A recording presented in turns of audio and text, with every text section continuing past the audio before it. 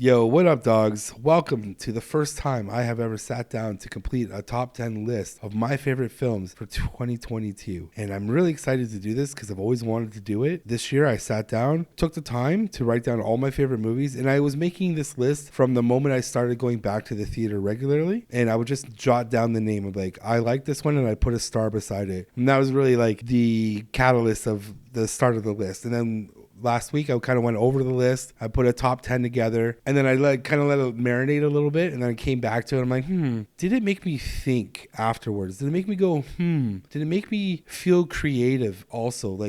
Sometimes when you see a movie and you're just like, oh, I gotta go create after that. Or you read a book or you play a video game or something, it just sparks that creative nugget in your brain to go, I should go home and write now. That was another aspect to why these movies are in my top 10. And yeah, the idea of, did it make me think? How did they do that? That's where the technical side of it comes in for me, is how did they do that? So that's really how a lot of my lists ended up getting reformed and reshaped as the criteria started to take place. And I think I'm at a good spot where I'm not upset with my list. I think it's a very solid list, and I think my honorable mentions are also really solid. I'm very content with the 2022 top 10 list that I made. Yeah, I hope you guys like it. I hope you guys see where I'm coming from when I talk about these films, and leave a comment about what films you liked that I picked. Maybe add in what you thought should have made my top 10, or what is in your top 10 even.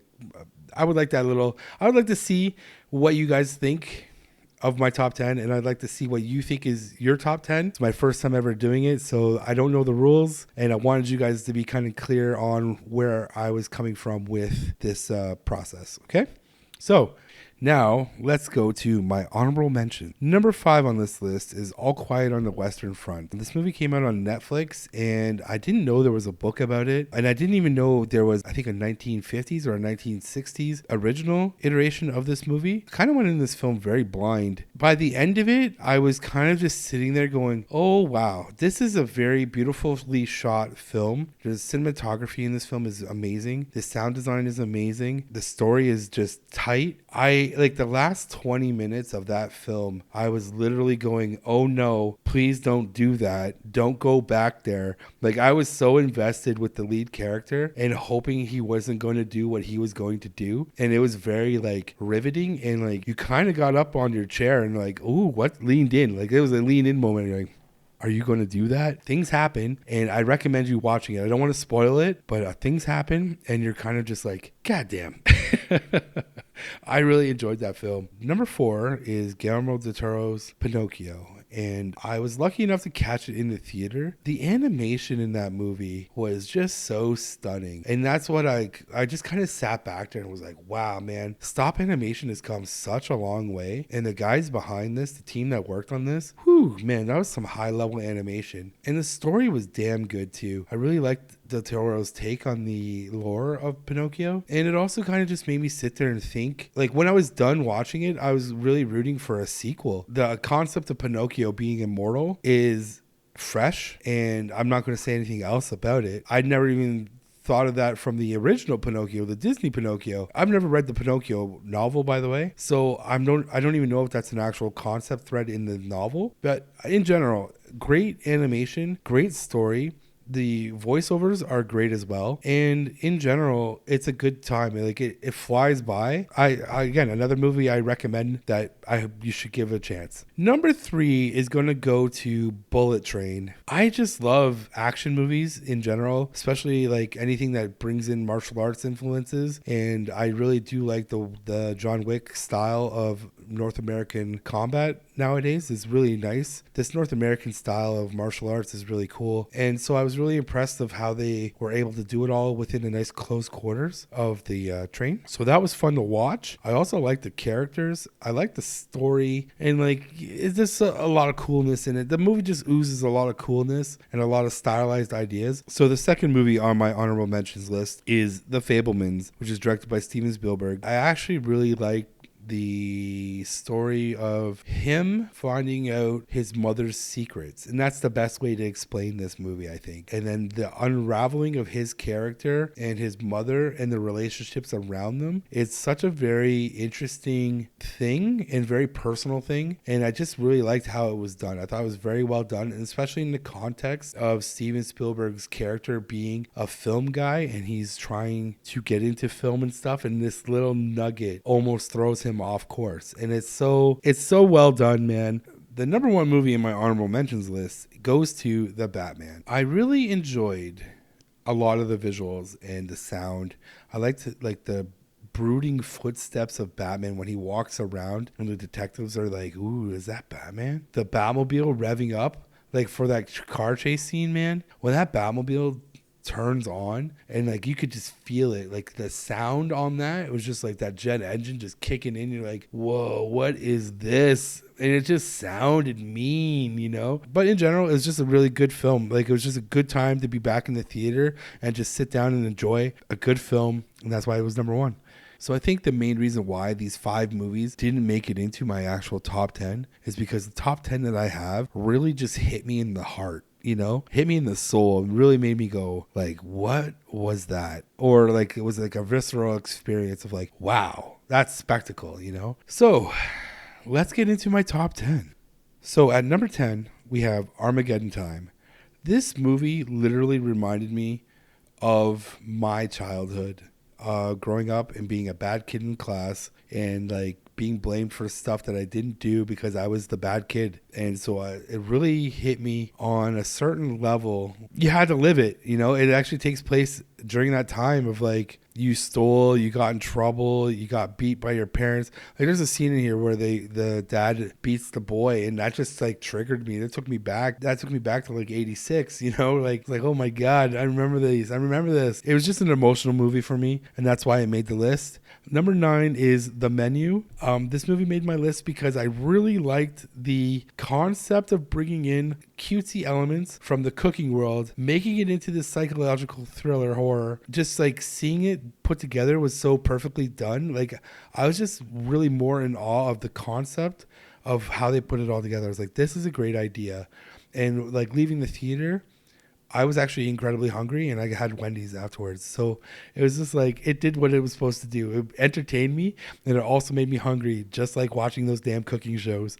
Number 8 goes to Nope. I really liked the technical aspect of how they actually shot it during the day. So that is done day to night filming. And when I listened to I think it was the DP or the cinematographer to talk about how they did it, I was like, wow, that is the best way to do day to night. I've never heard it done that way before. And their day to night looks amazing when you watch it. It's sharp. I also really liked the alien.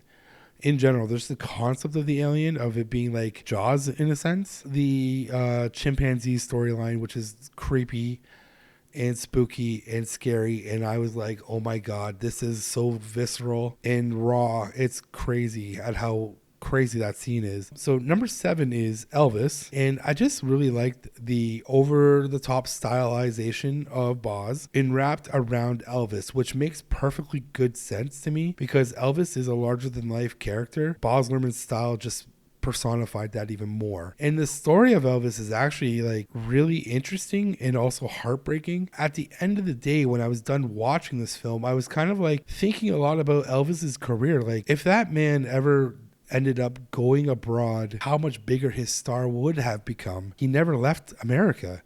He didn't even come to Canada. Like, he just stayed where he was. And I find that fascinating that he was like grounded in a sense to one country and he still reached that level of fame. So it just got me really leaving the theater thinking more about Elvis and his career and what it could have been. Number 6 on my list is RRR. This movie really came out of left field. I didn't know about it and I heard a lot of people talking about it and I saw it on Netflix and I was like, let me give this movie a chance because I'm always down for different culture's film style. And this movie is a Tollywood style. I thought it was Bollywood at first, but it's called Tollywood. This movie was a lot of fun. It was just so well done. And I know the CGI isn't the greatest and stuff like that. I don't know how you would do certain scenes without that like level of CGI, just in general. But what they did and the story alone is so good. It's so much fun. And I really like anime influences that they bring into this type of like their style of film. And at the end of the day, it was just another one of those movies where you're like, that was just a good, entertaining film from beginning to end. I would say that there's a lot of anime influences, a lot of North American action movie influences, also Asian kung fu influences as well. So it's very something similar, but yet very different, but so familiar. You know, you won't feel out of place when you're watching this. And the dance sequence is so damn good. I watched it twice. Like I rewound it. I was like, this is so neat. Number 5 on my list is The Banshees of Inisherin. Now, this is a film, when I was watching it, I was laughing because there is really good dark comedy in it and it's really well done. It's a roller coaster ride of emotions, this film, because you do get really caught up in it, in the escalation of violence, so to speak, between these two characters. It's nuts. It really is nuts, but it's such a great film. Like, you will laugh, you will potentially cry. There is definitely a scene in this movie where you're going to cry, and there's other elements too where you're just like, it's just so well shot, it's beautiful, the script is so tight. My number 4 pick is Top Gun Maverick. Again, this comes down to technical achievement of how the hell they filmed that. Like, that is amazing. Tom Cruise flying around these jets. And I think the other cast members were also a part of the flying of these planes as well, to some degree. But, like, I can't believe it, how much fun this movie is. But just the visual extravagance of watching these jet fighter planes flying around, doing all this crazy stuff. It just kind of felt like I'm back in the theater. Like, welcome back to the theater.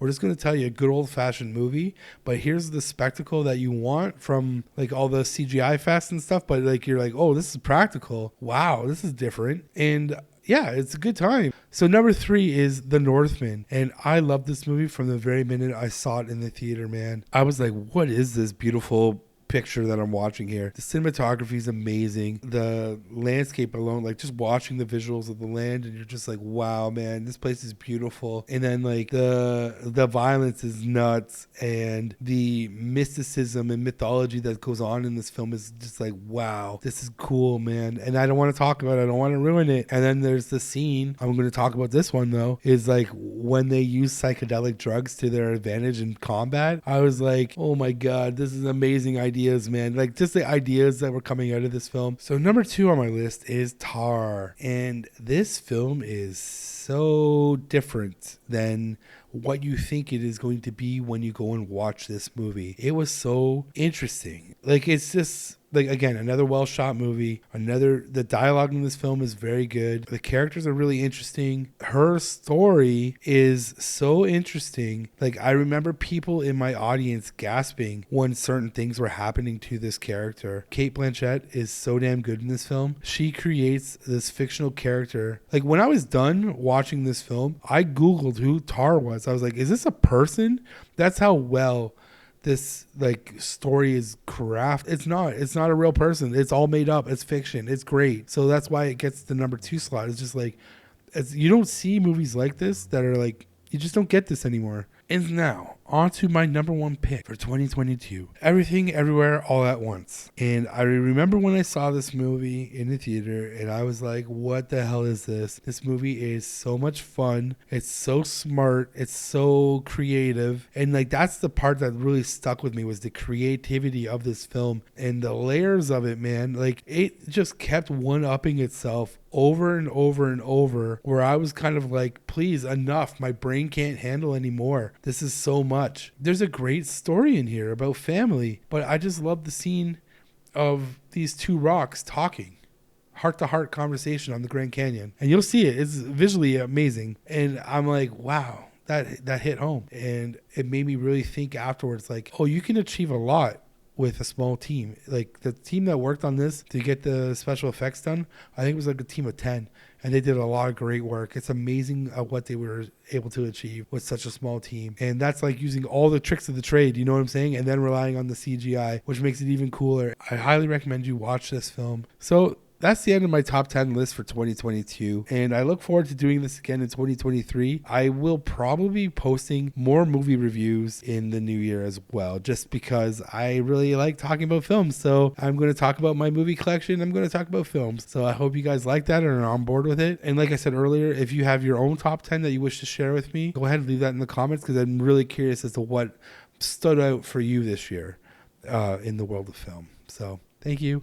And have a good week, man. We're in 2023 now. Enjoy it. The vibes are already feeling good, Have a good week, and I'll see you when I see you.